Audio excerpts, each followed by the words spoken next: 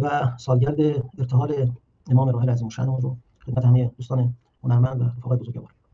بعد نیست ما به همین مناسبت یک اشاره‌ای بکنیم به پیام تاریخی حضرت امام به هنرمندان که خب حتما جمع حاضر ملاحظه کردن و مطالعه کردن، اما در واقع یه نکته‌ای داره که می‌خوام در عرض 1-2 دقیقه عرض کنم و وارد بحث بشم. و اون افتخاری است که ما داریم و اون افتخار از این قرار است که شاید در این کره خاکی و در زیر این آسمان مهمترین مأموریتی که یک رهبر سیاسی و الهی در رأس یک نظام مردمی به هنرمندان جامعه خودش میده، مأموریتی است که حضرت امام به ما داده. من دوست دارم این اسلاید رو به اشتراک بذارم، میتونم بیاره. بله، پیام حضرت امام که من جای شما عزیزان باشم حتما این رو یک نسخه‌اش رو چاپ میکنم، توی اتاق خودم نصب میکنم که هر روز ما با این پیام کوتاه و پرمغز ارتباط داشته باشیم و خودمون رو باهاش نو کنیم.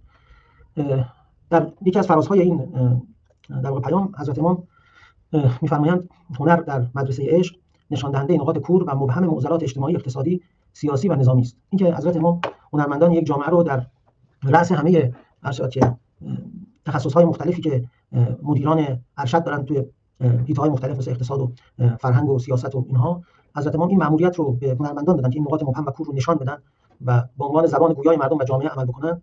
این به نظرم خودش یه مبحث مهمیه و ما این مباحثاتی که کاش بشه جلسه‌ای رو یا جلساتی رو در این رابطه ما گفتگو کنیم. خب من وارد بحث خودمون بشم. میخوام یک نگاه گذرا به چند مقاله از کتاب انفطار صورت شهید آبینی داشته باشیم که باز فکر می‌کنم ان شاءالله همه این کتاب رو مطالعه کردن و دیدن. اگر کسی هست که مطالعه نکرده حتما به این مختصری که من میگم بسنده نکنه و حتما به این کتاب رو تهیه کنه و مطالعه. این کتاب الان در دست من هست که نشر ساقی اون رو در سال 1387 منتشر کرده. اولین چاپش هست. اولین چاپ این کتاب با این ترجمه که کار آقای رضا عابدینی هم هست سال 87 چاپ شد. در بازار با جلدهای دیگه هم هست. حالا من جلداشو خدمت دوستان نشون بدم ببینید جلدها رو.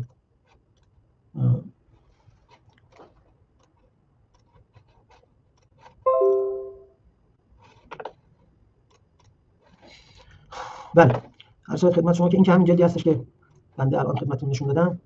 جلد دیگری که الان ملاحظه بکنید اولین چاپی هستش که نشر واحد داشت قبل از این یونیفرم‌های جدیدش و اینا، و الان هم نشر واحد با این جلد تو یونیفرم خودش چاپ کرده و الان در دسترس. البته چون میپرسن که کجا میشه تهیه کرد، خب قاعدتاً الان که شما معمولاً سراغ پی دی اف ها و اینها میتونید برید، توی فضای مجازی هستش که بتونید توی نرم افزار طاقچه و اینا مثلا هست میتونید تهیه کنید. خب این کتاب مقالات پراکنده‌ای از شهید بزرگوار و این اندیشمند هنر انقلاب هست که در نشریه سوره یا غیر از اون به چاپ رسیده بوده و جمع‌آوری شده و در معرض دید علاقه‌مندان قرار گرفته. این مقالات با هم دیگه بله از طاقچه میشه گرفت و استفاده کرد. گرچه حالا مطالعه کاغذی نمیشه، ولی خب به هر حال اگه کسی نمیتونه دستی داشته باشه. خب شهید آبینی در چند تا مقاله به بحث گرافیک، نقاشی و هنرهای تجسمی پرداخته و به نظر میاد واقعا خوندن این مطالب از این حیث خیلی اهمیت داشته باشه که یک ورودی جدید به یک آغاز آشنایی متفاوتی رو برای ما داره نسبت به این هنرها.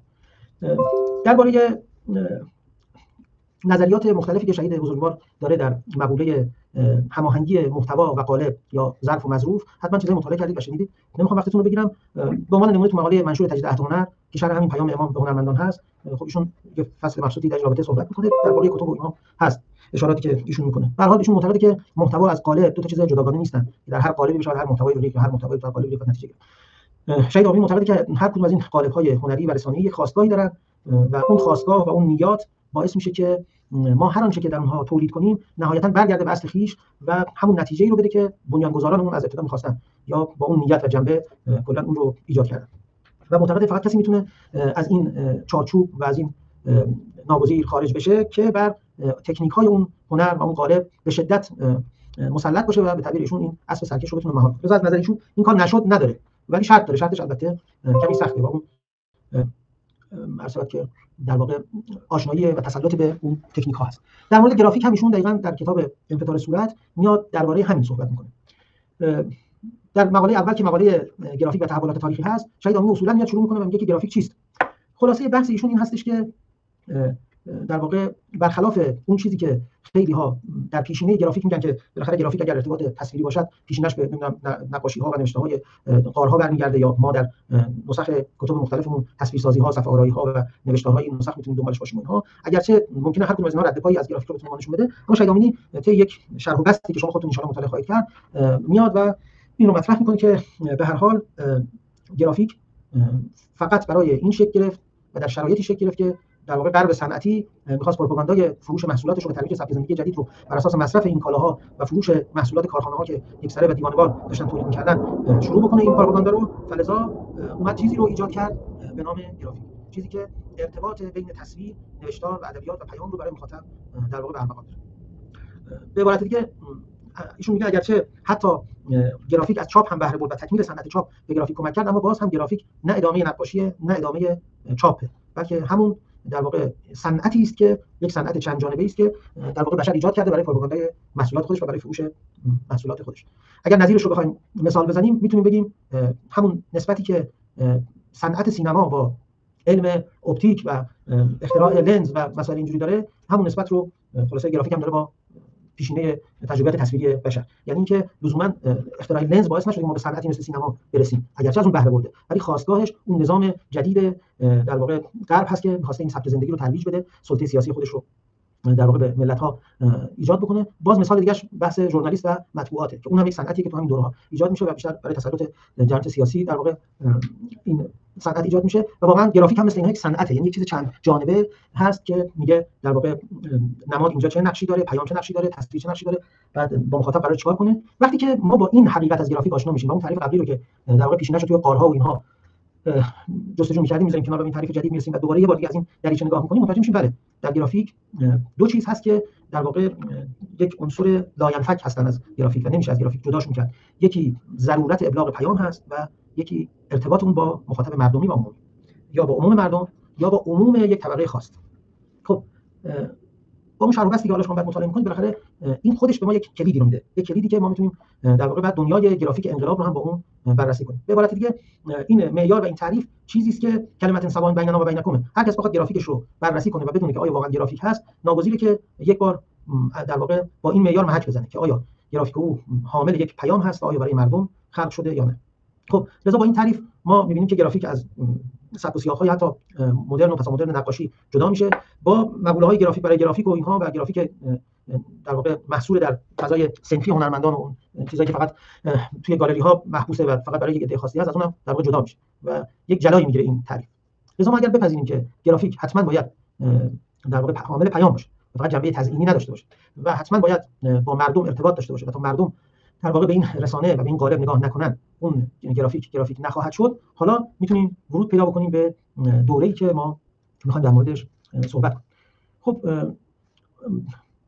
در دوران قبل از انقلاب ما یک گرافیکی رو باهاش روبرو هستیم که تقریبا از عنصر مردم عاری هست، چیزی شبیه تلویزیون که در واقع توده ایرانیان مسلمان و متدین و با اصالت رغبتی به تلویزیون نداشتن و تلویزیون بین اونها جایگاهی نداشته، چون یا ترویج سبک زندگی مصرفگرایانه غربی بوده یا ترویج فرهنگ اباحیگری بوده یا به هر صورت به صورت شرعی اون رو نمیپذیرفتن یا در واقع در حال غالب کردن سیاست‌های دروازه بزرگ تمدن شاه بوده و چیزای از این قبیل. پوستر هم یک چنین چیزیه، یعنی در اون دوره شما وقتی نگاه می‌کنید پوسترها یا دارن سبک زندگی مصرفگرایانه رو ترویج می‌کنن یا مبلغ فیلم‌های سینمایی هستن که باز هم قاعدتاً مردم سنتی و مذهبی ایران و توده‌های مردم با اون ارتباطی ندارن یا سیاست‌های ابلاغی در واقع حکومت شاهنشاهی رو داره ترویج می‌کنه و الی آخر. محافل رقص باله، کاباره داره اینا رو ترویج می‌کنه. حالا ما البته اگرچه می‌خوایم در مورد پوستر انقلاب صحبت کنیم، ولی ناگزیریم که در دوره قبل از انقلاب این نگاهی به عرصه‌های مختلفی که پوستر توش تولید شده یک نگاهی بندازیم.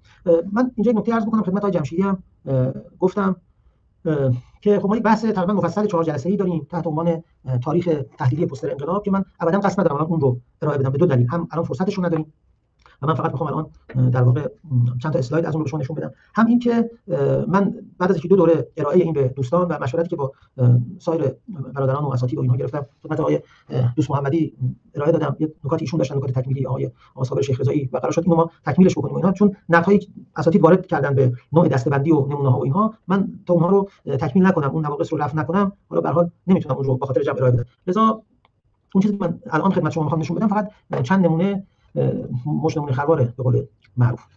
من اگر اجازه بدید دوربین خودم خاموش بکنم که همین تصاویر رو ببینیم. البته اسلایدها کوچیک شده است، قاعدتا دوستانی که تو تلفن همراه اینا می‌بینن باز خیلی کوچیک‌تر ممکن ببینن، ولی خب این نداره، ما می‌خوایم بگیم ان شاء الله فرصتی باشه این اسلایدها رو مفصل و کامل خواهیم دید.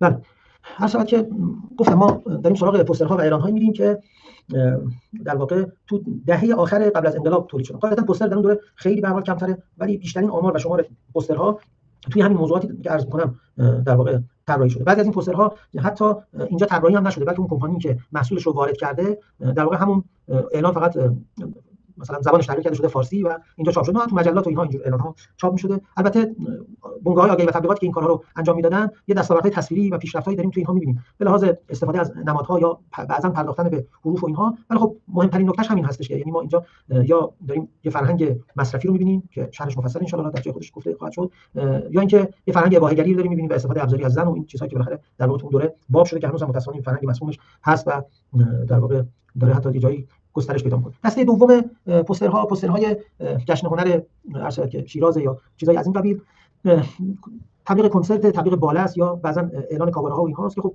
قاعدتاً باز یک طبقه خیلی خاصی رو در یه شهرهای خاصی رو به ویژه پایتخت موقع قاعدتاً مخاطبش هست. البته به لحاظ تصویری خب اینجا هنرمندان تونستن یه مقداری آرتیستیک‌تر عمل بکنن و تجربیات تصویری خوبی داشته باشن، ولی در نهایت بازم در خدمت اون فرهنگه و قاعدتاً این مخاطبش نه تنها عموم مردم نیستن که حتی عموم مردم پایتخت هم نیستن، یعنی قشر خاصی قاعدتا مخاطب اینها هستن. خب یه بخشش عرض کردم بالاخره مسائل سیاسی و هر شود که بحث در واقع تطهیر پهلوی اون موقع و سیاست‌هاش و اینها که خب قاعدتا هر حکومتی برای خودش قاعدتا یک سری تولید محصول رسانه‌ای خواهد داشت، ولی خب برای خیلی مهمه که گرافیک در خدمت چه چیزی باشه. دسته بعدی دسته در واقع پوسترهای سینما هست که باز اینا مخاطبش عموم تقریبا جامعه و مردم هستن، یعنی این پوسترها و پرده‌ها رو در دیوار جاهای مختلف شهرهای بزرگ با صدای تو قطع کنم. بذارید من میگم صدا قطع کنم. خیلی خوب شد. ببینید درسته. ببخشید اشتباه از من بود. مشغول بحث بودم متوجه نشدم. خیلی عذرخواهی می‌کنم که اذیتتون کردم. نکته خیلی تأسف بارش این هستش که حتی گاهی بعضی از این فیلم‌های سینمایی که ابداً صحنه‌های خیلی مبتذلی هم نداشته، ولی یا مثلا با نگاتیو سیاه‌سفید دست چندم مثلا کار شده بوده، می‌بینید که یه پوستر تمام رنگ با تصاویر مثلا مستهجن داره که حتی چیزی که فیلم نداره رو این تبلیغ کنه. و خب این واقعا باعث سرشکستگیه که گرافیک میتونه مثلا اینجا در خدمت چه مسائلی قرار گرفته. یک بخشی هستش که در کنار اینها که عموم مردم اینها رو استفاده می‌کنن، نوعا نقاشی‌هایی هستش که در قالب پوستر و کارت پستال چاپ می‌شده. یه تعبیر من شنیدم از آقای شیخ رضایی میگفتن که اینا نوعا بهش میگن ناصر خسروی، چون مرکز نشرشون ناصر خسرو بازار بین‌الحرمین اینها بوده. بالاخره موضوعات مذهبی داشته. مثلا من می‌دونم الان یه دونه از این کارها کار استاد حمیدی مثلا مشهد مبارک دقیقاً نمیدونم، ولی یک بخشایی اینجوری بود، تلاشایی می‌شده. کارهای نقاشی خطای استاد جلیل رسولی مثلا کارهای خوبی تو اون دوره چاپ می‌شده و اینها، ولی خب بالاخره اینها یا بانیان مردم داشته یا تو بازار چاپ می‌شده و مردم خودشون خریداری می‌کردن، ولی به هر حال حمایت مردمی می‌شده این قضیه. خب عرض خدمتتون که اتفاقی که میفته و شهید بزرگوار شهید آبینی هم توی این کتاب و توی مقاله دوم بهش اشاره دارن، این هستش که بالاخره باب جدیدی در مبارزات به روی مردم باز میشه و اون تجربه استفاده از تصویر و نوشتار و محصولاتی هستش که ما کم کم میتونیم اونها رو به نوع گرافیک بگذاریم در مبارزات انقلاب. اتفاق مهمی که میفته و شهید بزرگوار اینجا بهش اشاره دارن همین هست که از اینجا ما عنصر مهم مردم رو دخیل در گرافیک می‌بینیم. مردم هم مخاطب این محصولات هستن، هم تعداد زیادی از مردم تولید کننده این محصولات هستن و راغب میشن که تولید کنن، و هم اصلا مسئلهش دیگه مسئله مردم، یعنی فریادی که مردم میزنن در واقع به تصویر کشیده میشه. از نمونه پارچه‌هایی که در راهپیمایی ها میاد من سعی کردم از طیف‌ها و گروه‌های سیاسی مختلف هم تو این نمونه‌ها بیارم تا دیوارنویسی‌ها و گرافیتی‌ها و ارشاد خدمت شما که یا پوسترهایی که توسط اون نسل اول مثل ارشاد که برادران شجریان یا مرحوم ممیز اینها کار میشه تحت عنوان گروه 57 مثلا نمایشگاهی گذاشته میشه اینها، یا اینکه نه به صورت پراکنده کار میشه. اینها تجربه‌های جدیدی است که در اون دوره انجام میشه و مردم از این لااقل از این سه دریچه که عرض کردم یه ورود پیدا میکنن به گرافیک و ما میتونیم بگیم که گرافیک از اونجا در ایران گرافیک میشود، چون مسئله مردم رو به مردم برای مخاطب مردم و توسط هنرمندانی که در واقع برخواسته از مردم هستن ما داریم اونجا میبینیم. قاعدتا این موج زیادی که علاقمند میشن که کار بکنن خب در دهه‌های بعد بعدن تخصصی تر وارد میشن یا یه گرایش‌هایی پیدا میکنن، بالاخره این قضیه یک سر و سامان متفاوتی میگیره که حالا بهش خواهیم پرداخت. خب شهید آبینی اینجا یک نکته‌ای داره و اون این هستش که با نمونه‌هایی که مطرح میکنه معتقد که یک جریان جدیدی از گرافیک دیگه داره شکل میگیره و میاد ویژگی‌های اون رو برمی‌شماره. مثلا اینکه این گرافیک به جای اینکه در خدمت پروپاگاندا باشه داره به نوعی ترویج اخلاق و معنویت میکنه و تجربه جدیدی است اصلا که ما حتی در مثلا فرض کنید پوسترهای انقلاب‌های سایر ملل نمی‌بینیم، اگرچه از اون تجربیات هنرمند ما در اون دوره استفاده می‌کنه به لحاظ نماد، به لحاظ رنگ‌بندی و نوع ترکیب بندی‌ها، اینها ما می‌بینیم تاثیراتی از پوستر سایر انقلاب‌ها ممکنه هنرمند بگیره، ولی اصل روحش که اون پیامش هست در واقع از نگاه شهید آمینی یک تجربه جدیدی که بشر داره در عرصه گرافیک انجام میده. نکته بعدیش این هستش که گرافیک ایامی که ما اون رو در واقع شاهدش هستیم توی مبارزات انقلاب داره تولید میشه یا در سالهای بعد از پیروزی انقلاب، اینها سالهای ابتدایی دفاع مقدس، به تعبیر شهید آمینی بسیاری از اونها دارای جنبه‌های آکادمیک زیبایی شناسی ممکنه نباشند، اما در واقع یک واکنش بهنگام و صحیح از طرف هنرمندان هست به جامعه. اما بالاخره فقط اینها هم نیستش که به تعبیر شهید آمینی بیشترین همراهی رو هنر گرافیک با به ویژه پوستر با انقلاب میکنه. واقعیت اینه که باز هم ما اگر برگردیم به همون پیش مهرهای اصلی که توی اون تعریف ابتدایی ما پیدا کردیم از صنعت گرافیک، می‌بینیم خب بالاخره لاجرم ویژگی‌هایی داره گرافیک که متناسب و مناسب همراهی با یک انقلاب هست. به هر حال گرافیک برخلاف خیلی از مکاتب تصویری مثل نقاشی و اینها بیشتر با کنتراست ها و با تفاوت ها با مخاطبش گفتگو میکنه، لذا این کنتراست در رنگ، حتی کنتراست در ادبیات، استفاده از اسلوگان های تاثیرگذار و دارای ارتباط خوب با مخاطب، ترکیب بندی های فعال و تند و دارای حرکت و انرژی، اینها چیزهایی هستش که گرافیک رو آماده میکنه، آماده اعتراض میکنه، آماده همراهی با فضای فریاد میکنه، فریاد مردم رو خیلی خوب در واقع به گوش مخاطبین داخلی و خارجی برسونه. خب این بالاخره در واقع سرگذشتی هستش که شهید آمینی میاد که اون دو سه مقاله ابتدایی از گرافیک در اون دوره برای ما مطرح میکنه، اما ویژگیش اینه که داره به ما یک پارامترها و یک سنگ محک‌هایی میده که ما در واقع میتونیم با اون سنگ محک‌ها بسنجیم که همونطور که در پیروزی انقلاب ما و دفاع مقدس ما تونستیم به یک گرافیک جدی‌تری دست پیدا بکنیم، آیا ما در سالهای بعد در این وادی خوب پیش رفتیم یا خیر و همین امروز خودمون رو باهاش بسنجیم. من ادامه بحثم در واقع ورودم به فضای دهه 60، دهه 70 80 و بعد در واقع سالهای نزدیک به امروز هست که قاعدتاً گفتم چون خیلی الان نمیخوام نگاه تاریخی داشته باشیم، من دیگه خیلی ورود پیدا نمی‌کنم که چند دقیقه جنبندی نسبت به دهه‌های بعد عرض می‌کنم و بعدش هم خدمت شما هستیم اگر سوالی بود و من بلد بودم در خدمتتون هستم. خب هر کس اجازه یک صلواتی برسونم، گلوی تازه کنم. ببخشید.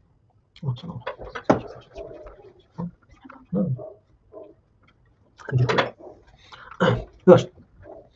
خدا خیر بده. خب عرض خدمت شما که بالاخره ما در سالهای ابتدایی بعد از انقلاب شاهد این هستیم که گروه‌های هنری سر و شکل بیشتری بگیرن و بارزترین و موثرترینشون خب حوزه هنری انقلاب اسلامی هست که تعداد زیادی از اساتید و هنرمندان جوان عرصه گرافیک و نقاشی ورود پیدا می‌کنن و با نگاه خاصی شروع می‌کنن به تولید گرافیک. حتما این آثار رو بسیار دیدید، مطالعه کردید، با این اساتید هم شما آشنایید. من از اونجایی که ترس از این دارم که چیزی از قلم بیفته، من حالا اسم نمیبرم، اگه فرصتی بود تو دوره تاریخ تحلیلی بعد مفصل ما در مورد عزیزان صحبت کنیم. همه مجموعه‌ها تقریبا، همه سازمان‌ها، نهادها احساس وظیفه و مسئولیت می‌کنن که کار تولید کنن. چون درس زمان بگذره اون اسلاید رو نشون نمیدم، خاطر که بحث بتون جمع کنیم. سپاه پاسداران انقلاب اسلامی، بنیاد شهید، اصل آموزش و پرورش، کانون پرورش فکری، از اون طرف مثلا حزب توده، سازمان مجاهدین که ما بهش میگیم سازمان منافقین و گروه‌های این چنینی، حتی انجمن حجتیه داره اونجا در واقع یک ابراز همراهی میکنه توی اون سالها به خاطر جبری که حاکم هست و همه مردم دارن در عرصه انقلاب پیش میرن و مجموعه‌های مختلف هم کار تولید میکنه. گاهی این هنرمندان برای اون مجموعه کار میکنن یا نه اونها مجموعه آموزش و پرورش، نه همه برای خودشون یک سری هنرمند و نقاش و طراح گرافیک و اینها دارن و ما می‌بینیم شاهد تولید نسبتاً بیشتری هستیم. البته ما وقتی میگیم نسبتاً بیشتر داریم نسبت به مثلا دهه قبل خودش که اواخر دوره پهلوی هست میگیم و اون دوره باز با این دوره الان ما خیلی باز هم تفاوت، یعنی الان شمار تولید خیلی بیشتر شده و این قصه ادامه پیدا میکنه تا سالهای پایانی جنگ و ارتحال حضرت امام. خب ارتحال حضرت امام یک اتفاق خیلی بزرگیه که در زندگی و سیره و سلوک هر هنرمندی در اون دوره تاثیر میذاره. اونجا هم ما شاهد هستیم کارهای خیلی زیادی تولید میشه، در واقع ستاد بزرگداشت ارتحال حضرت امام و مؤسسه تنظیم نشر آثار اونجا شروع میکنه، حجم زیادی از مطالبه مردم رو برای چاپ تصاویر امام و رهبر انقلاب در واقع اینها رو پاسخ میده. کارهای خوبی از هنرمندان نقاش و طراح گرافیک اون دوره چاپ میشه و یک شروع خیلی خوبی رو داره در واقع ستاد بزرگداشت ارتحال امام و مؤسسه تنظیم نشر. این اتفاقات تا پایان دهه 70 در واقع به نوعی ادامه داره. خب وارد دهه 70 که میشیم به زعم همه اساتید و در واقع آشنایان این وادی، ما دچار یک افولی در گرافیک میشیم. خیلی اگر نخوام سر شما رو به در بیارم، لااقل به دو تا از اینها اشاره میکنم که خیلی مهم هست و یه مقداری به نظرم رو این صحبت کنیم بهتر است. یکی سیاست‌های در واقع دولت و حاکمیت توی اون دوره است و اینکه اصولاً تبلیغات نوک پیکانش از مسائل فرهنگی و ارزشی در واقع کنار میره و میره به سمت موضوعات تجاری و اقتصادی. یک پرانتز مهمی رو من اینجا باز کنم و بگم ما وقتی میگیم پوستر انقلاب، یعنی جاشم همینجا سونرس کنم، وقتی میگیم پوستر انقلاب قاعدتاً یک محدوده خیلی زیادی از موضوعات هست که ممکنه به فراخور هر دوره‌ای از انقلاب ما باهاش روبرو بشیم. مثلا وقتی ما در دوره مبارزات مردم با رژیم پهلوی هستیم، قاعدتاً پوستر انقلاب میشه پوستری که به این مبارزات، به این خون دادن‌ها، به این ایثارها و پیروزی‌ها و رهبری امام و مثلا اینها به وحدت مردم مثلا اینا اشاره. وقتی ما پیروزی انقلاب رو طی می‌کنیم می‌بینیم بعد از اون موضوعاتی مثل رسیدگی به محرومین، حمایت از فلسطین، کشاورزی، رفتن و کمک کردن مردم در گندم درو، تمام اینا میاد، اصلا اهدای خون، اینا میاد میشه موضوعات پوستر انقلاب. وقتی جلوتر میایم مسائل فرهنگی و توجه فرهنگی رو پیدا می‌کنه، خب باید پوستر انقلاب بعد اینا در واقع بحث تولید و سرمایه‌گذاری و اینهاست، خب باید گرافیک انقلاب باید بیاد نسبت به اینا واکنش نشون بده، حرف بزنه، چون این مأموریت رو داره که نقاط مقام نشون بده.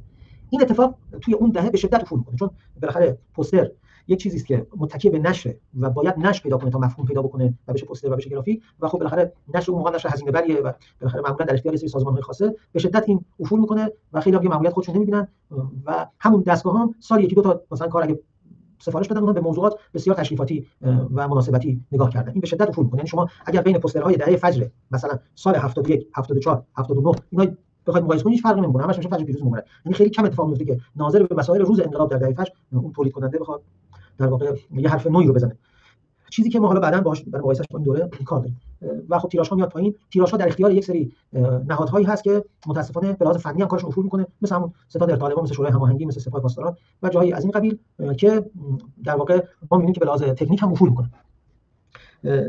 نکته دومی که می‌خوام عرض کنم که به همین افول تکنیکی اشاره داره، ورود نرم افزارهای گرافیکی است به عرصه گرافیک کشور و خب بالاخره همه یک جورایی خودشون رو بی‌نیاز از هنرمندان می‌بینن. کارهای شگرفی که نرم افزار می‌کنه و حالا به تعبیر اون موقع که اصطلاحاً گفتن کامپیوتر، یعنی این اصطلاح میشه استفاده میشه که کامپیوتر کاری می‌کنه که خب هنرمند مثلا اگر یک روز وقتشو می‌ذاشته برای اجرای مثلا یک ایجادی طیف‌رنگی، اون در کسری از ثانیه انجام میده. اینجا بالاخره هنرمندان و مدیران دو دسته شدن. یک دسته این کسانی بودن که این قابلیت‌ها رو شناختن و بر اساس توانایی که خودشون داشتن اونها رو مدیریت کردن و از اونها بهره بردن. یک دسته بودن که نه، خودشون رو باختن در مقابل اونها. نمونه‌هاشو میشه آورد و دید و حالا ان شاءالله صحبت می‌کنیم و کارهای ضعیفی متأسفانه ارائه دادن و مدیرانی هم بودن که احساس کردن وقتی یک نرم افزار هست و داره خودش طراحی می‌کنه، ما چه نیازی داریم که خودمون رو گرفتار عرض خدمت شما که مثلا یه هنرمند طراحی گرافیک بکنیم. لذا کارمندشون یا سربازشون اونجا شروع کرد به طراحی گرافیک. خب اون دوره‌ای که بالاخره دولت هم میخواد در واقع یه حالت ثباتی رو در جامعه نشون بده و شما می‌بینید که ما وارد یک مبارزه جدی شدیم. من اینم بگم از دهه 70 عبور کنم که زمان خیلی نگذرونم تو اروپا هندوستان بحث مجمع کنم.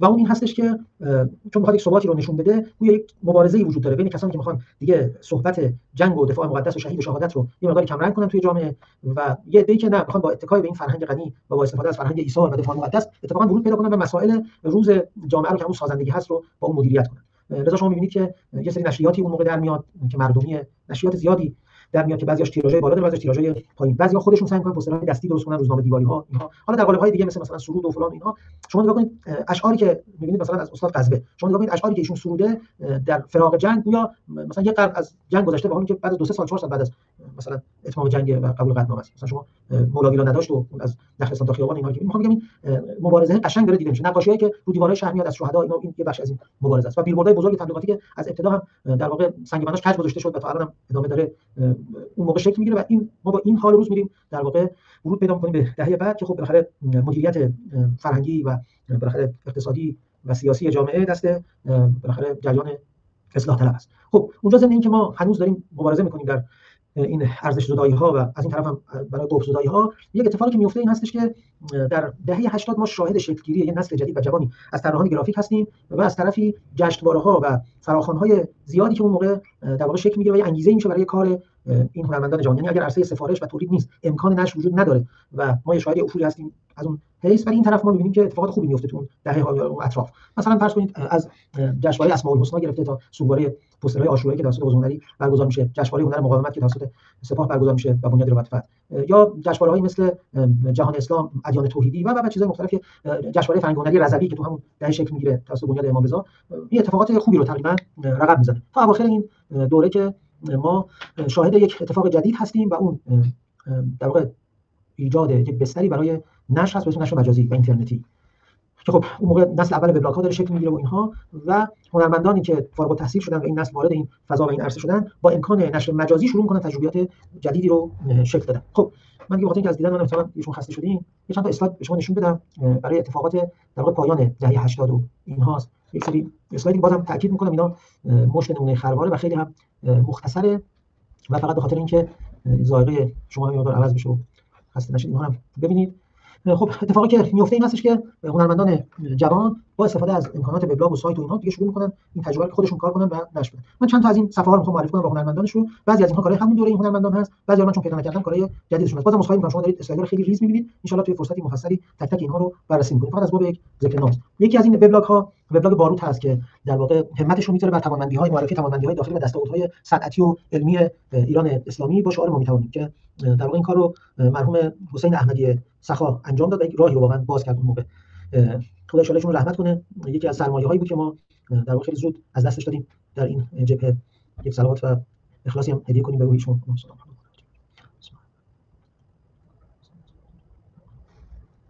ای کاش بود و الان حتما شاهد کارهای خیلی خوبی از این هنرمند عزیز بودیم. وبلاگ تخریبچی بود آقای صادق لطفی زاده که من با خودشون مطرح کردم، نتونستم متأسفانه کارهای اون دوره ایشون رو پیدا کنم. کاری هست که سالهای بعد انجام داد که خب توی بخشش هم در واقع برای جای دیگه بوده شاید اینها، مثلا این نمونه‌ای که آوردم از هانی طراحان اینها سال بگذاریم، فقط خواستم ذکر نامی از وبلاگشون بشه. یک وبلاگ بعد سایت شد و کتابش هم خیلی سریع چاپ شد. دوئل بود که در واقع کار آقای میثم محمد حسنی بود، یا سبک کاری که ایشون داشت و مناسب فرد بود تقریبا، و با کپشنایی که پای کاراش می‌ذاشت و اینها و واکنش سریعش بود. بالاخره خیلی‌ها این سایت رو موقع می‌شناختن و کارایشون رو دنبال می‌کردن. وبلاگ وتر بود که سرکار خانم رنجبر، خانم مرجان رنجبر کاراشو انجام میدادن و تو موضوعات مختلف کار تولید می‌کردن و می‌ذاشتن. اینها نمونه‌هایی از وبلاگ‌های فعال اون دوره بود که با مفهوم واکنش سریع اون موقع در واقع هنرمندان جوان اون دوره داشتن آشنا می‌شدن. البته واکنش سریع الان با اون موقع بازم خیلی متفاوت بود. نمونه‌هایی هم که می‌بینید نمونه‌ای از غزه پوستر، وبلاگ غزه پوستر که تقریبا اولین تجربه بین‌المللی هنرمندان ایران و چند کشور بود با موضوع غزه در تو جنگ اول غزه سال هر سال 86 و 87 اینها یه وبلاگ ایجاد شد و تجربه این کار شد. هنرمندان چند تا استان در واقع کشور بودن و چند تا هنرمندان خارج از کشور که خب متأسفانه این سایت هم خیلی این وبلاگ هم خیلی زود توسط وردپرس حذف شد. اینا اولین تجربیات بود در واقع توی اون دوره و تقریبا میشه گفتش که اولین جمعی که شکل گرفت و از خیلی از ظرفیت‌های هنرمندان در عرصه گرافیک و طراحی پوستر تونست به صورت تشکیلاتی و شبکه‌ای بهره ببره طی سال‌های بعدش، نهضت مردمی پوستر انقلاب بود که اون هم با یه وبلاگ شروع شد با 10-12 تا هنرمند از 7 تا استان کشور و بعد با در واقع ورود به عرصه‌های موضوعی مختلف و جذب هنرمندان کم کم این شبکه گسترش پیدا کرد و میدونید که خلال تشکل‌هایی در استان‌ها هست. من می‌خوام تو این اسلایدهای آینده که دیگه آخرین اسلایدهای من هست، ضمن مرور بعضی از کارهای نهضت پوستر انقلاب و هنرمندانش در دوره‌های مختلف یه مطلبی رو عرض کنم و صحبتم رو جمع‌بندی کنم، و اون اینکه دیگه توی دهه اخیر پوستر انقلاب به مراتب با موضوعات متنوع‌تر و مسائل چندلایه‌تر و پیچیده‌تر روبرو بوده. مثلا کاری که الان اینجا دارید می‌بینید کاری هستش که در رویداد اولین رویداد کشوری ایران جوان با موضوع جمعیت کار شده، یعنی خودش در واقع خط شکنی بوده توی این قصه که رویداد خیلی خوبی بوده و دوستان جمع شدن اونجا و کار خوبی فکر کنم هنوز واقعا خیلی از این کارا قابل استفاده است، یا کاری که در رویداد سرطان مصرف و موضوع مصرف کار شده. دیگه از اینجا به بعد هنرمند به یک مبارکباد و گرامیباد یا تسلیت‌باد نمیتونه بسنده کنه، اصلا باید ورود پیدا می‌کرده، مسئله رو برای خودش موشکافی می‌کرده، کارشناس باید میاد صحبت می‌کرده، هنرمند اصلا باید انگولف می‌کرده، حتی شاید در واقع یه جایی نقد جدی داشته و هر هنرمندی آزاد بوده که از زاویه نگاه خودش به مسائل بپردازه. یا مسائل بحث استکبار ستیزی که بالاخره اتفاقاتی که تو سال‌های گذشته افتاده و با سرعت بالایی که داشته، خیلی از دوستان حاضر در این جلسه نمی‌دونم چه سال‌هایی رو تا چند سال قبل یادشون هست که به هر حال سال به سال ما با اتفاقات بین‌المللی مختلفی روبرو بودیم و مسائل ارتباطی بحث امنیتی و تمامیت ارضی اینها و خب موضوعاتی بوده که مثلا به خوبی توش هنرمندان کار کردن. موضوعات بین‌المللی، اتفاقاتی که افتاده، جنایاتی که صورت گرفته، شهدایی که ما داشتیم از دست دادیم، رهبرانی رو و فرماندهانی رو در جبهه مقاومت، موضوع وحدت بوده، خیانتایی که این دوره در این سال‌ها هی شده در قالب‌های مختلف. اینا موضوعاتی بوده که هنرمند در دهه گذشته ورود پیدا کرده و با جرأت هم ورود پیدا کرده و نقد خیلی به جونش خریده. چیزی که الان برای من شما خیلی راحت و بدیهی هست، یعنی اگر یه خبر بد یا شیرین یا تلخ یا گوارا میشنویم، سریع وارد عمل میشیم توی مثلا سیستممون، سریع کاری انجام میدیم، همون شبانه به نشر در میاریم. یک اتفاقی و یک فرآیندی رو طی کرده تا این یه امر بدیهی شده و این همین رویدادها و در واقع واکنش سریع‌هایی بوده که توی دهه گذشته هنرمندان کار کردن. من نمونه‌ای که الان داریم می‌بینیم بحث دفاع مقدس مثلا سردار شهید هاشمی یا مثلا شهدای قواس، اتفاقاتی که میافتاده و هنرمندان کار می‌کردن. حتی شما پوسترهای دفاع مقدس این دهه رو هم نگاه کنید، با خود دوره دفاع مقدس تفاوت‌هایی داره و عرض کردم اون در واقع ورود به مسائل چند ضلعی و چند وجهیه. یعنی شما فرض کنید که حالا من بذارید مثلا یه نمونه به شما نشون بدم، مثلا این اسلایدی که چند تا از کارهایی که در 40 سالگی انقلاب تولید شده، یعنی در حالی ما ورود به جشن 40 سالگی انقلاب داشتیم که جریان نفوذ، جریان سرمایه‌داری، جریان آزادگی، جریان اختلاس و خیانت اینها داشته مردم رو اذیت می‌کرده و هنرمند در این دوره اومده و حرفای جدی داشته برای مردم خودش. یا مطالباتی که هر کدوم از این هنرمندان در بوم خودشون داشتن، نمیدونم هفسنگان بوده، آشیل شهر تبریز بوده، نمیدونم فرض کنید که مثلا بحث آبادان و اتفاق اون ساختمان ورود بچه‌ها، میخوام بگم این اتفاقات به شدت مسائل روز که مثلا اتفاق افتاده مثل فتنه و فلان و اینها، تمام اینها رو که می‌بینیم و حجم زیاد تولیداتی که در این دوره شده، ما می‌بینیم بر اساس اون نگاهی که آوینی به ما داده ما میتونیم بسنجیم ببینیم ما در این دوره ما دچار چه پیشرفت‌هایی شدیم و دارای چه نقاط ضعفی هستیم. من تو این 1-2 دقیقه به چند تا از این نکات اشاره کنم بعد در خدمت دوستان هستم. قاعدتا حجم بالای تولید خودش یک امتیازه، اینو نمیتونیم نادیده بگیریم. خود این یک زمینه توفیقیه برای ممارست هنرمند، برای فرصت‌های بیشتر برای خلق اثر، برای آزمون خطا کردن که تا یه حدی که سرطانی نشه این شماره از تولید خودش یک فرصته که ما داشتیم در دقیقاً. هنرمندان جوان زیادی که به این جبهه پیوستن یه فرصت بوده که گرافیک انقلاب داشته. قطعاً اگه شهید بزرگوار آبینی بود این جبهه رو و این هنرمندان رو در این بود قطعاً ستایش می‌کرد. عرض کردم دوباره میگم ورود به موضوعات پیچیده و چند لایه که حتما شما همتون این تجربه رو دارید که و تایید می‌فرمایید که در بعضی از رویدادها اینقدر مباحث برای به کار بردن یک کلمه در یک اسلوگان پیچیده و دقیق میشه به مثابه یک عمل جراحی حساسه که ما با مخاطب جامعهمون که الان مثلا در فلان جریان ملتهب هست چه اسلوگانی رو به کار ببریم که تاثیر مثبت داشته باشه یا منفی. اینها چیزهایی که قابل ستایش هست واقعا و قابل تقدیر. یکی از دستاوردهای در واقع این جبهه در این دهه تعداد بالای هنرمندان خانم بوده که هم در مقام هنرمند و خالق اثرهای گرافیکی و هم در مقام استاد و مربی ما شاهد این بودیم که واقعا چهره‌های خیلی خوبی رو ما در بانوان کشورمون داشتیم. حالا در بحث تاریخ اگر ما خدمت شما بودیم به وقتی اونجا می‌بینید که علیرغم اینکه هنرمندان خانم ما در نسل اول بودن و کار خوبی انجام دادن چند اندک بودن. خب از اینها که بگذریم در واقع ما باید بیایم و نقاط ضعف این دوره رو هم بهش اشاره داشته باشیم. اگر بخوام چند تاشو اشاره کنم و سریع بگذرم قاعدتا یکیش همونه که گفتم شمار بالای تولید تا موقع سرطانی نشه، ولی واقعا متأسفانه ما می‌بینیم الان در این دوره ما شاهد یک سرطان تولیدی هستیم. اسراف در تولید. دستگاه‌هایی که حالا من وارد در واقع نشون دادن نمونه‌های از دستگاه‌ها و نهادهایی که ورود به عرصه تولید می‌کنن نکردم چون وقتی شما بهتر از من می‌دونید. گاهی اینقدر در این دهه دچار در واقع رقابت و چشم هم چشمی میشن در تولید که حتی اگر اثر خوبی باشه که مجموعه الف تولید کرده باشه و خوب دیده نشده باشه مجموعه ب حاضر نیست بیاد پای نشون و باز میخواد کار تولیدی انجام بده. این اگرچه تا یه جایی برای هنرمند فرصت هم به لحاظ اقتصادی هم به لحاظ در واقع رشد، اما یه جایی هنرمند رو بی‌حس میکنه، بی‌حال میکنه. در واقع نسبت حساسیتش نسبت به تولید و خلق یک اثر خوب در واقع ازش میگیره. هنرمندی رو که تا دیروز با دقت و وسواس کار تولید می‌کرده و سعی می‌کرده هر قدمی که برداره در سلوک هنری خودش هم قدمی به جلو باشه، می‌بینید که تبدیل به کارخونه تولید سریکاری می‌کنه. همینجوری داره به تعبیر شیدانی ما جایی خلق نمی‌کنیم، فقط داریم تولید می‌کنیم. این قطعاً یکی از آسیب‌هاست.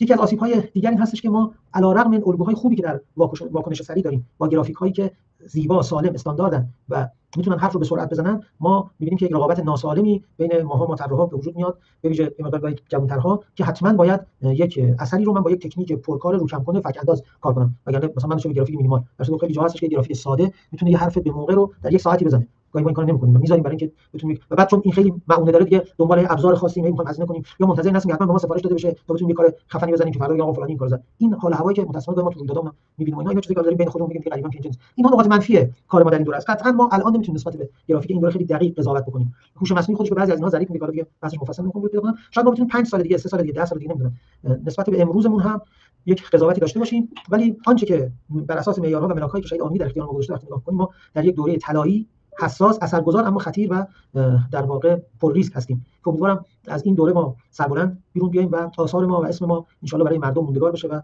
به خیر از ما و کار ما یاد کنن و ان شاءالله با لطف خدا و برکت اهل بیت ان شاءالله و راهنمایی اساتیدمون و بزرگترامون نقاط ضعف کمتری داشته باشیم، نقاط قوت بیشتری داشته باشیم و ان شاءالله آثار خوبی رو برای مردم خلق کنیم، حق مردم ان شاءالله بتونیم ادا کنیم. خب تقریبا نیم ساعت دیگه مونده، مثلا یک ساعت بحثم رو جمع کنم. دوستان اگر سوالی دارن بفرمایید، من بلد بودم پاسخ میدم، بلد نبودم میپرسم میرسم بعد خدمتتون پاسخ میدم. شاید اگر مطلبی هم بمونه تا آقای جمشیدی بعد در خدمت عزیزان هستیم. خب می‌نویسید من بخونم.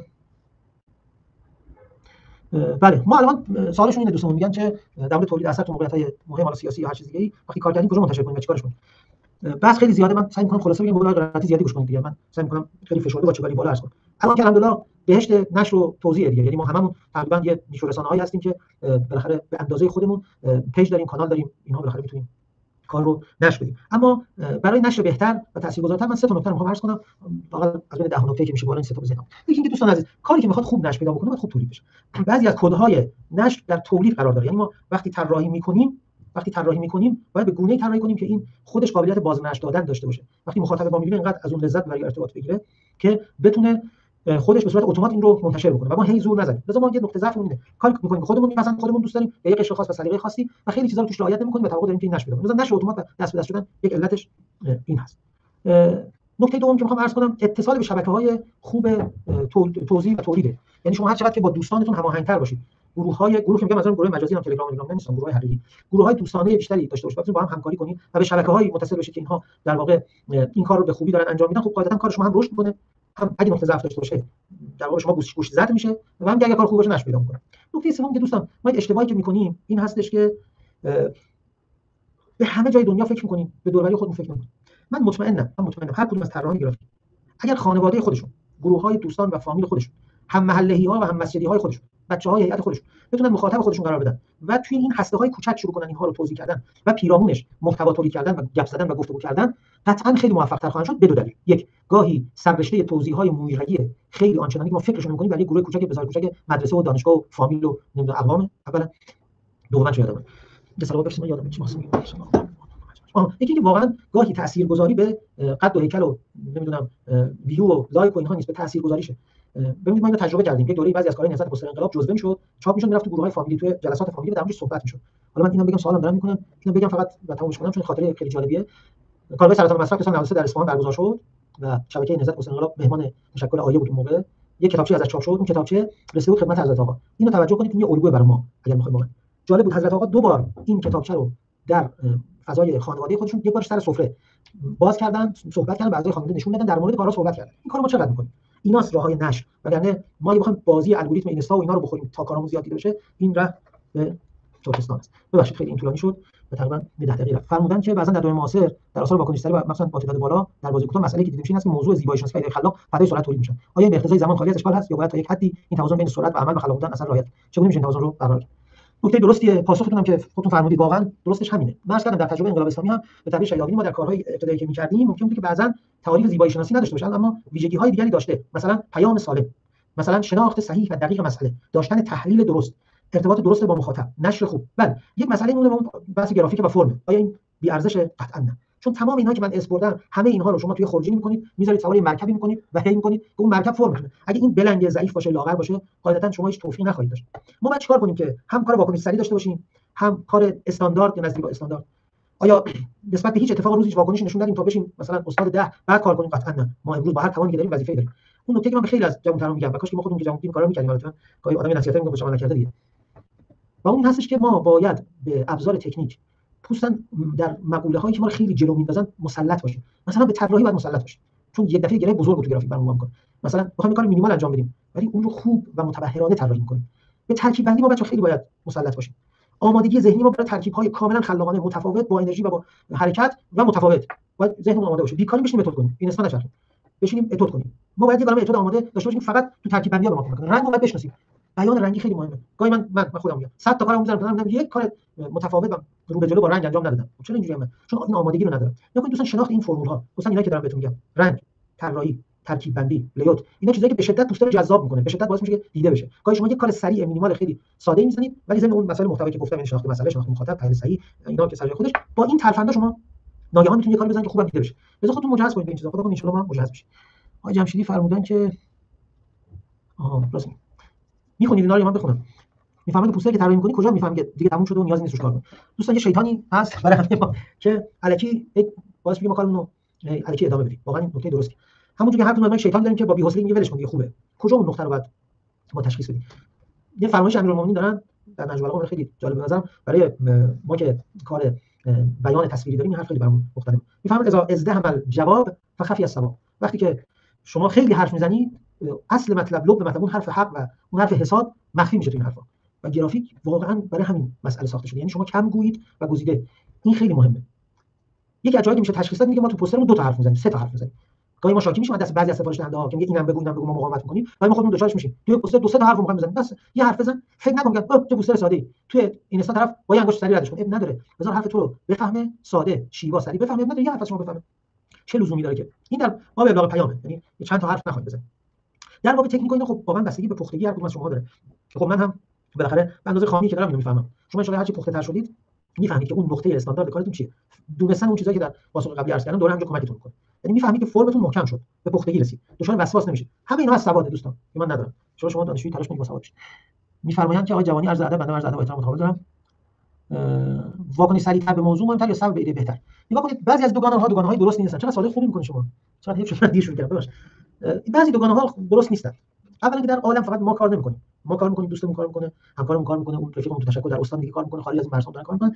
گاهی همه این کارا با هم میشن خوب و تاثیر و نتیجه دارن. این که از این. نکته بعدی اینه که الان تو پاسخ قبلی هم عرض کردم، ما واقعا می‌تونیم به نقطه‌ای برسیم که هم واکنش سریع داشته باشیم، هم به ایده خوب برسیم، هم به اجرا. ولی یک نکته هست که شاید شما سوالتون های جوانی بزرگوار ناظر به این مسئله است. بله. اینو خوب گوش کنید، اینو خیلی گوش کنید، خیلی مهمه. این گفتم سوال خوبی بخاطر این باقیش که تکراری گفتم. نگاه کنید گاهی ما عجولانه نسبت به یک قضیه واکنش نشون میدیم، واکنش سریع به معنای واکنش عجولانه اشتباه، واکنش احساسی نشون میدیم، واکنش احساسی غلطه. یعنی یه اتفاق بد میفته ما داریم بهش دامن میزنیم، چه کاری من دارم نقاط کور و مبهم این مسئله نشون میدم یا آتش بیار ملکه شدم. نادانسته. 3 تحلیل های دم دستی و سرسری. این خیلی مهمه. این اون چیزی بوده که تو این یک دهه تو این یک دهه و نیم خیلی تو الگویی که نظر پست انقلاب گذاشته مثلا این باب شده بعد از این سالا که واقعا برای هر کسی که صاحب نظر باید تحلیل بده. خب البته من این حرفو اینجا میزنم، هر جا برم این حرفو از طرف شما میزنم. مثلا با برادران مثلا فرض کنید که اداره اطلاعات من جلسه دارم، میگم آقا بچه‌ها نیاز به تحلیل به موقع دارن، شما وظیفه دارید که بهشون تحلیل بدید. با رفقای سپاه مثلا دارم، مثلا میگم آقا چیکار میشه؟ گوش این کارو تحلیل به موقع، ولی ما خودمون باید تحلیل به موقع و درست رو بگیریم، بریم سراغ کسایی تحلیل درست میدن. من نکته سومی که رسیدن به وجوه جدی یک قضیه، مثلا یک اتفاق بد یا یک اتفاق خوب میفته، در ساعت اول یک وجه داره، در روز اول دو سه تا وجه جدید پیدا می‌کنه، وقتی هفته می‌گذره وجوه پیچیده‌تری پیدا کرد. هنرمند باید صبر بکنه اونجا کار کنه، نمیگم فقط صبر کنه اونجا کار کنه، اونجا باید کار خودشو بکنه، هر کسی به قدر خودش عادت. مثلا من اگر امروز انجام میدم دیگه فردا نوبت شماست، یا فردا اگه شما انجام میدید ممکن من بس فردا میگم من این کاری بکنم. یعنی قرار نیست همه هنرمندان در همه ساعت‌ها و روزها کار بکنن، اینو ما میدونیم. مولا قرائتی گفتش که این مفاتیح الجنان که نوشته دعای ساعت اول روز، دعای ساعت دوم روز، دعای ساعت سوم روز، معنیش نیست که مسلمان و مؤمن بیکاره که همش هر روز بشینه و همه ساعتش دعا بخونه. نه، مثلا برنامه پرواز فرودگاه میگه ساعت 10 پرواز داریم به تهران، ساعت 11 پرواز داریم به تهران، ساعت 1 پرواز داریم به تهران. شما که از اون توقع ندارید با همین پرواز برید تهران، شما ساعتتون انتخاب کنید، روز شما کی میخواید کار کنید. اینو از این جهت گفتم که گاهی ما دوستان نمی درد دل گوش کنید که پیرمرد تو این دقایق آخر گاهی ما به خاطر این اخلاق بد مجازی که پیدا کردیم یکدیگر رو به قول امروزی‌ها قضاوت هم می‌کنیم بر این اساس. خب یعنی می‌بینید یک بنده خدایی یک مجموعه‌ای در یک برهه حساس یک کاری کرده، در برهه دیگه کار دیگه‌ای بخش دیگری کرده، تشکل دیگه‌ای، جمع دیگه‌ای، هنرمند دیگه‌ای. به جای که اینا همه رو کنار هم بزنیم بگیم خب چقدر خوب که ما در این شبکه طراحان جوان انقلاب که داریم تو موقعیت‌های مختلف همه کار کردن، به جای که این کارو بگیم خب دست هم در نکنه، همه این کارا رو کردیم به موقع‌های خودش. می‌بینیم تو چرا دیروز نگفتی، تو چرا فرداش کار نکردی، پس تو کجا بودی؟ یا مثلا فرض کنید که تو برای موضوع کار کردی، برای موضوع کار نکردی، خب مسلمان من کار کردم از زمان تو برای موضوع کار کن، یکی دیگه برای موضوع بعدی کار کنه. می‌خوام بگم برای این باب این دلیل باشه که این حرفا در مورد نزن، وقتی شبکه باشیم هم دیگه رو به عنوان دوستان به حلقه‌های شبکه قبول داشته باشیم، میگم همون داریم کار می‌کنیم. در این حال من جمله آخر بگم، جان خیلی طولانی شد ببخشید. این که ما صبر کنیم و به تحلیل دقیق و چند وجهی و چند ضلعی از یک واقعه هم برسیم هم مهمه. باید اونجا هم ما کار بکنیم. واکنش سریع سر جای خودش میشه که احساسی نباشد، بر اساس القاءات رسانه و اینستا و فلان و تلگرام و اینها نباشد، در صورت تحلیل درست باشد. البته آتش بیار مرکی دشمن نشویم، مثل تجربه خیلی از ما داشتیم متأسفانه. ولی این درسته، ما گاهی باید صبر کنیم، برای بعضی از کارا فاصله بگیریم، بعد یک حرف دقیق تر هم بزنیم. لذا هر دوش از همه و در همه جا پسندیده است. خب یک صلواتی هم بعدی فرستادن و این تموم شد. سوال فرمودن که من 7 دقیقه وقت دارم. بس خیلی مهمه. آقای داوود بیات فرمودن سلام علیکم، خدا شما قوت بده. یه بحث خیلی مهمه در بحث هنر انقلاب واسه اینکه رصد بشناس جبهه هنری دشمن در لحظات حساس. بله من درست خدا گرای در کامنت اگر تو جبهه ضد انقلاب در اتفاق 2001 خیلی خوب اگر ما باشید بله خوشحال میشیم، به درد واقعا میخوره و ما در خدمت بفرمایید چجوری از خدمتتون دریافت کنیم. ممکن حتی بتونید برای باقی دوستان اینو ارائه بدید. البته دوستان یک چیزی من خدمتتون بگم، رصد دشمن خیلی واجبه. کسی که دشمنش رو رصد نکنه خیال میکنه داره مبارزه میکنه، اینکه خاطر اونجا. اما اینو یادمون نره گاهی ما جریانات معارض رو انقدر بیشتر میشناسیم و در نظرمون درشت میشن که خودمون میبازیم. حالا من دارم به عنوان پیشنهاد خدمتتون میگم، مثلا این بحثتون رو بخواید ارائه بدین به نظرم خوبه که قابلیت هر دو جبهه رو بگیم. بقول بزرگوار گاهی دشمن شناسان دوست فراموش میشیم. فکر مقاله قدیمیش تو نظریه سفید رنگ ما جدید گفتم که ما گاهی دشمن شناسان دوست فراموش میشیم. هر دوش مهمه، این کارشون خیلی ارزشمنده و کمترم شده، خیلی خوبه. من حتی تجربه خودم در ایده جغرافی شهر خودمون مشهد و خراسان اینا این بوده که هدف گذاری برای در واقع مقابله با تحرکات جبهه مقابل خیلی توفیقات زیادی رو در واقع میاره. ما استقبال می‌کنیم، در خدمتتونیم. خب دوستان دیگه سوالی هم ندارن و فکر کنم اگر بیدار باشن دوستان دیگه نکته‌ای هم ندارن. من عذرخواهی می‌کنم بازم هم در تأخیر در جلسات ادامه دار بشه دیگه. آقای جمشیدی بانیش بشه دیگه. من خودم در خدمتم. محسن آباد داوی شما هستیم، شما به خواهر امروز سلام برسونید. سلامت باشید. ان شاء الله همه دوستان مشهد زیارت کنیم. ما اینجا کلی درویشی دفتر محققی داریم، قصه درش رو همه بازه، هر وقتش پرسید بگید ما بی‌تعارف می‌کنیم، میتونیم خدمتتون باشیم، کاری گفتیم خوش خواهیم کنیم. التماس دعا، خدا نگهدار. من میبندم دیگه. دفترمون کجاست؟ آدرس میدیم بهتون دیگه. آقا سایت بنده رو اگه ندارید داشته باشید، سایت من gulmikh.com. من اینجا میتونم تایپ کنم نه؟ انقدر خیلی میتونید.